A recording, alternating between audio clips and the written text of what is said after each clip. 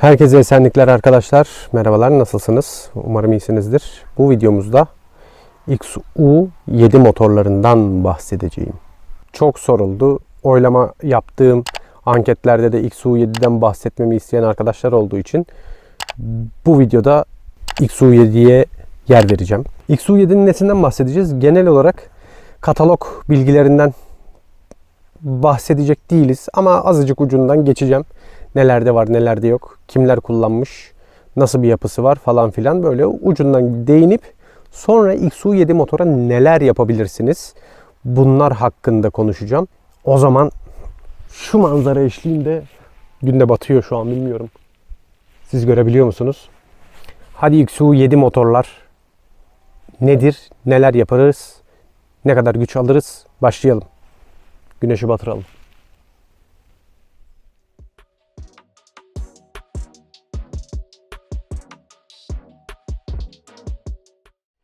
Güneş batarken XU7 motor nedir, XU7 ailesi nedir diye genel bir başlık altında konuşmak gerekirse, XU7'nin genel karakteri zaten 16 valve motordur ama XU7 motor 1762 cc hacme sahip. Üstten çift egzantrikli 16 valve Dodge motor yapısına sahiptir. DOHC motor sahip. 83 milim bor, 81.4 stroke bir silindir yapısına sahip oluyor kendileri. Genelde de piyasada zaten XU7'den sonra JP4 olarak bilinir. Daha çok piyasada JP4 vardır. Mesela bunları kategorize etmek gerekirse motor kodlarına hakim olan arkadaşlar için ilk başta şunu söyleyeyim. XU10 J4 RS 306 GTI motordur. Rize Fatsa Samsun yani RFS kısaltmalı motor koduna sahiptir. XU7 motorlarda da şu kısaltmalar var. LFX 66 kW yani 90 PS motor gücüne sahip olan bir modeli var. LFW 73 kW güce sahip, 99 PS olarak da söyleyeyim size. LFZ 74 kW. Aha, sivriler çıktı. Vallahi güneş batırdık. Sivrilere yem olacağız. Oo. Vallahi kevgire çevirecekler beni. Başka bir yerde devam edeceğim.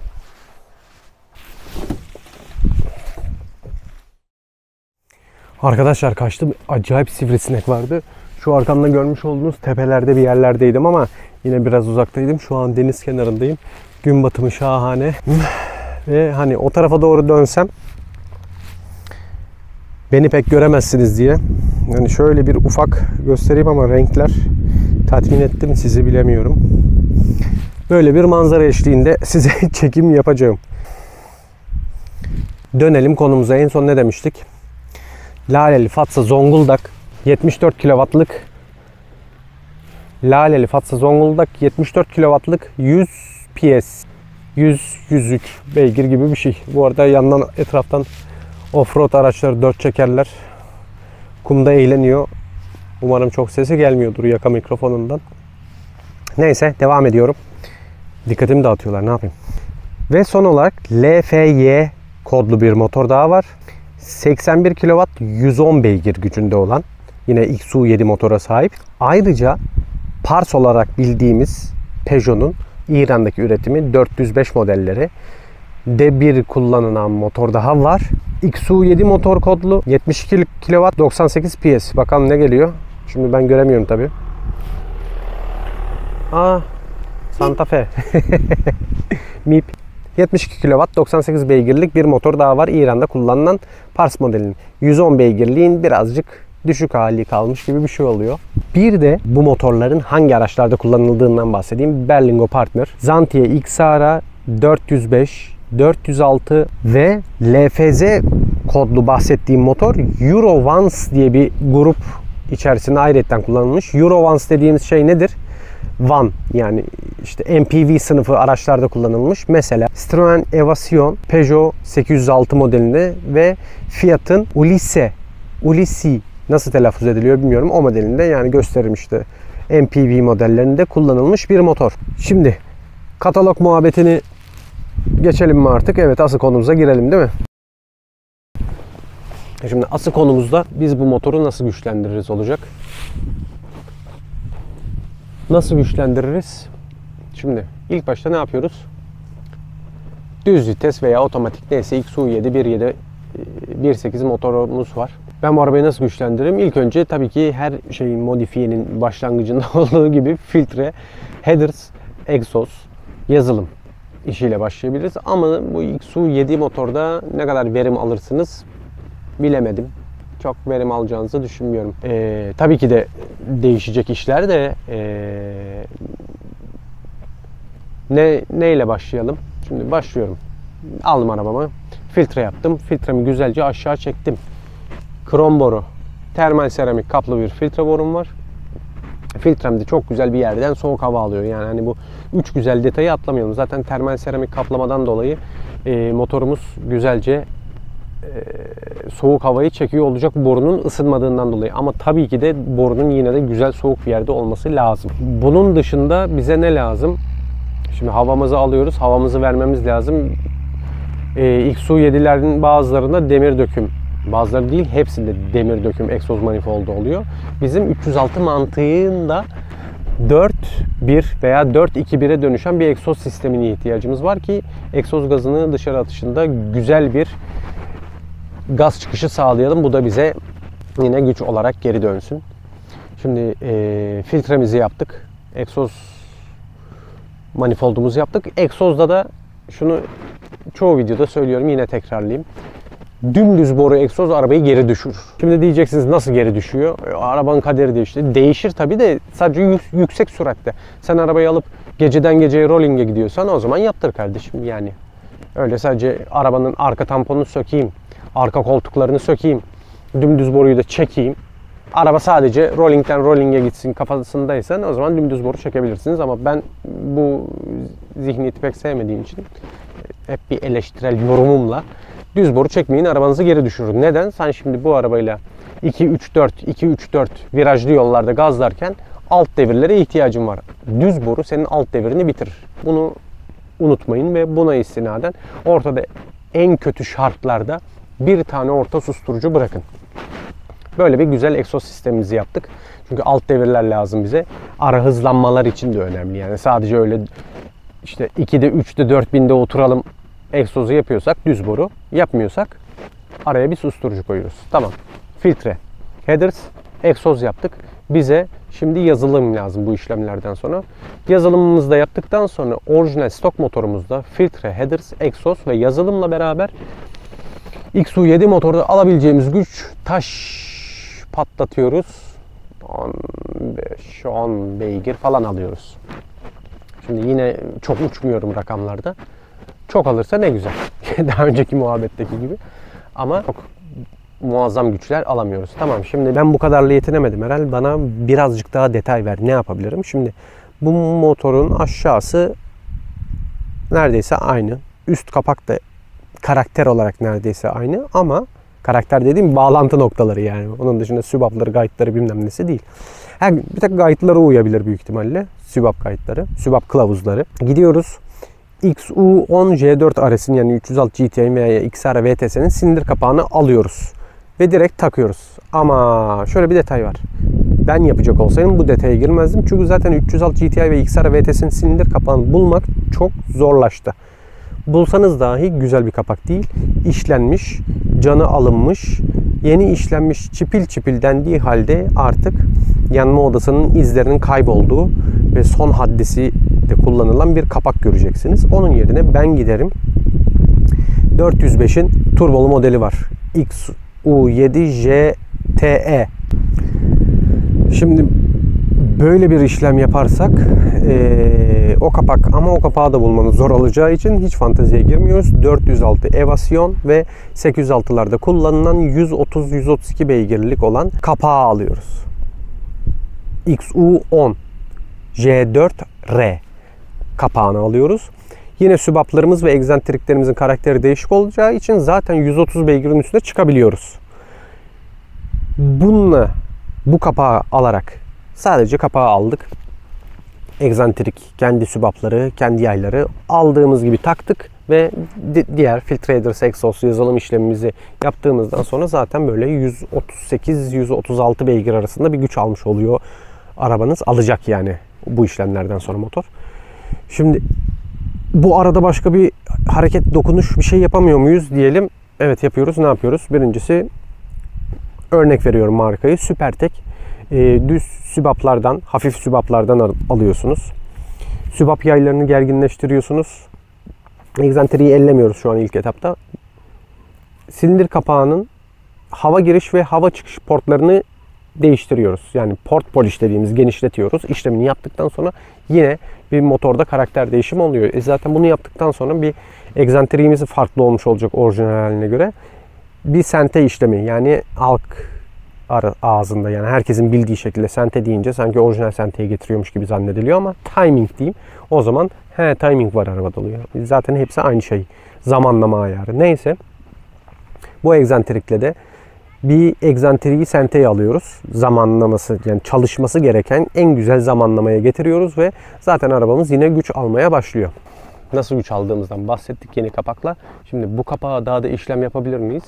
Artık kapağımız port polişli, sübaplarımız değişik, yayımız gergin, egzantrikli oynamadık ve aşağı tarafla oynamadık. Bize ne lazım? Piston. Pistonumuzu sıkıştırmayı yükseltecek şekilde değiştirebiliriz.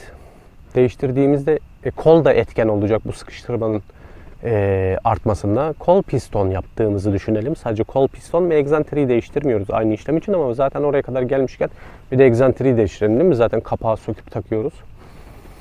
Egzantriyi var olacak şekilde 306'nın egzantriğini alabilirsiniz. 306 GTI veya XR VTS egzantriği. Ama onun yerine onu alana kadar bir markanın Piper Cams veya Cat Cams egzantriklerini almanızı öneririm. Böylelikle hem de devir bant aralığının daha istikrarlı bir şekilde sağlayabilirsiniz.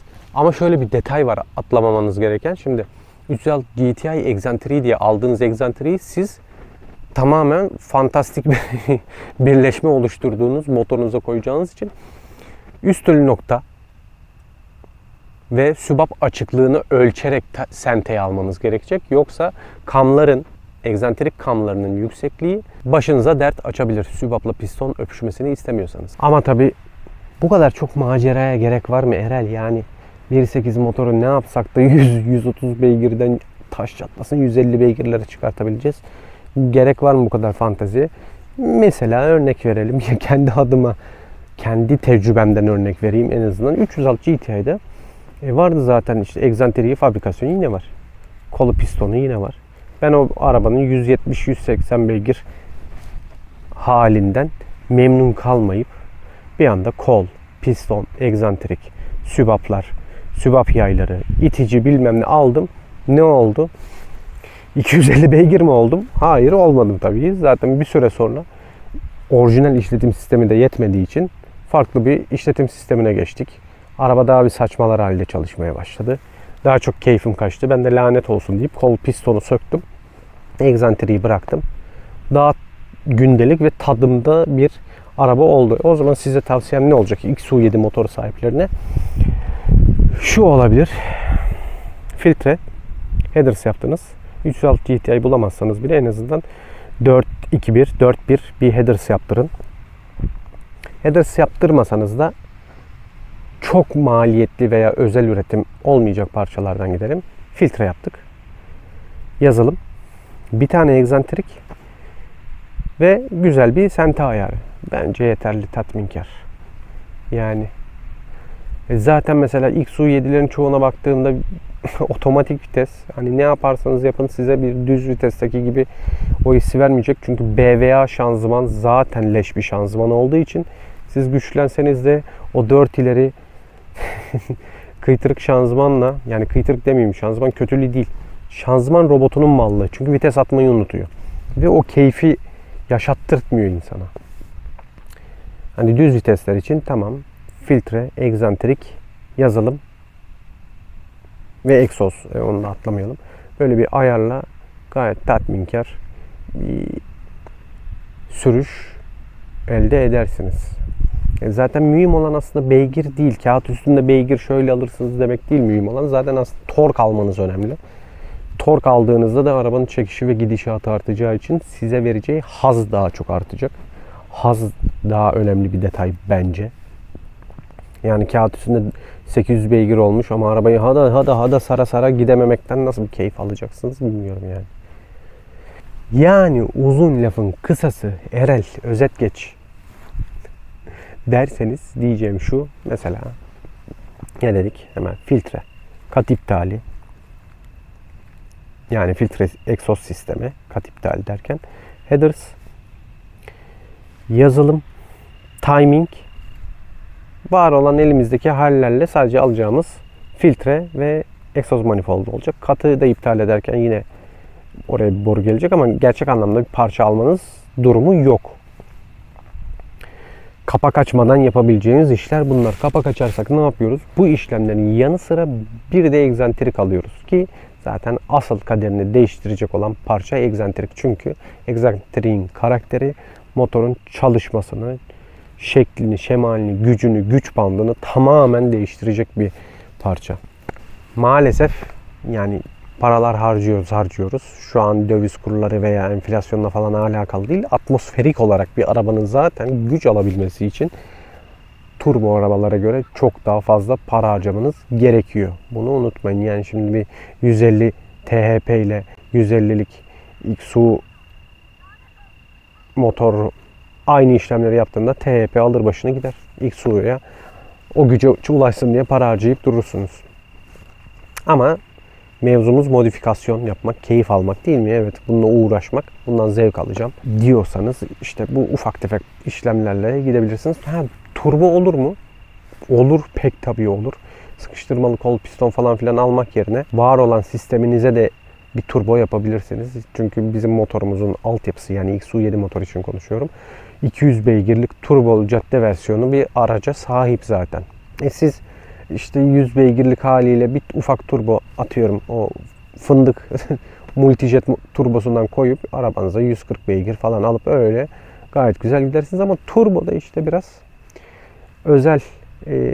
özel yapım işleri giriyor. Custom denilen işte özel yapılan borular, işte ne bileyim dirsekler falan gerekecek. Turbonun yeri, egzoz manifoldundan gelişi, dönüşü falan filan. Şimdi dediğimize göre en başa gelirsek, yani yine aynı şeyi tekrar tencit pilavı gibi oldu ama sarıyorum. 130 beygir, 140 beygir elimize koyduk cebimizde. Egzantriğimizle beraber gayet tatminkar bir araba elde ettik. Değil mi? Yani daha ne yapabilirsiniz? Geri kalanı tabii ki çoğu detayda da söylüyorum. Sırf arabayı hızlandırmak önemli değil arkadaşlar. Arabanın yol tutuşu var, durması var. Yani viraj kabiliyeti falan çok önemli. Öyle arabama asıldım, işte 190 beygir, 200 beygir oldu. Amatör. Ya yayları kestik, çok iyi oldu. Taş gibi oldu, kütük gibi oldu. Kardeş yani mevzu kütük gibi olması değil, arabanın esnemesi de önemli. Neyse, konuyu saptırmayayım şimdi. Yani macera arıyorsanız, macera dediğim de şey işte, yani keyif alayım, arabamı modifikasyon yapayım. Yaptıkça hem bir şey öğreneyim, yaptıkça hızlandığını göreyim diyorsanız yavaş yavaş adım adım bunları yapabilirsiniz. Ama yazılım olayı her yaptığınız işlemden sonra güncelleme gerektirecek. Çünkü arabanın karakterini değiştirmiş olacaksınız. Yani bir hava filtresi taktım, yazılım mı gerekiyor? Bir egzoz yaptım, yazılım, evet, hepsine gerekiyor. Çünkü arabanın girdiği hava farklı. Sonraki yaptığın işlemde çıktığı hava farklı. Falan filan. Yani her işlemden sonra o yazılım güncellemesi gerekecek. Çünkü hava yakıt karışım değerleri farklılaşacak. Araba ona göre bir yanma zamanlaması, bir ateşleme zamanlamasında saçmalamalar olacak.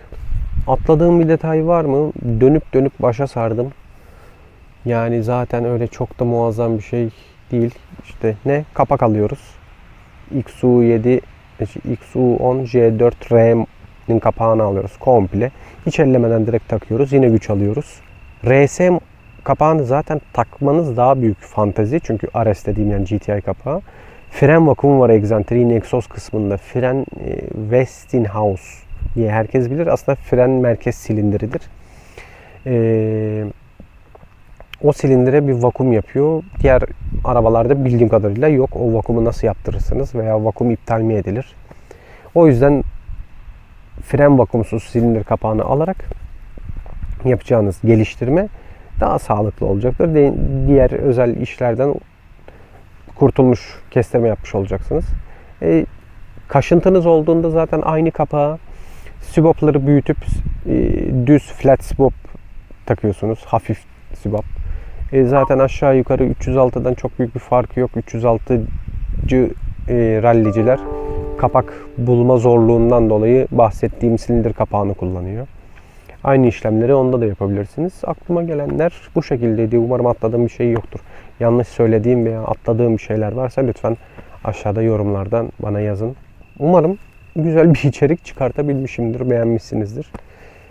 Sineklerden kaçtım, oradan buraya geldim. Şu an sahildeyim. Zifiri karanlık oldu. Görüntü bence leş oldu.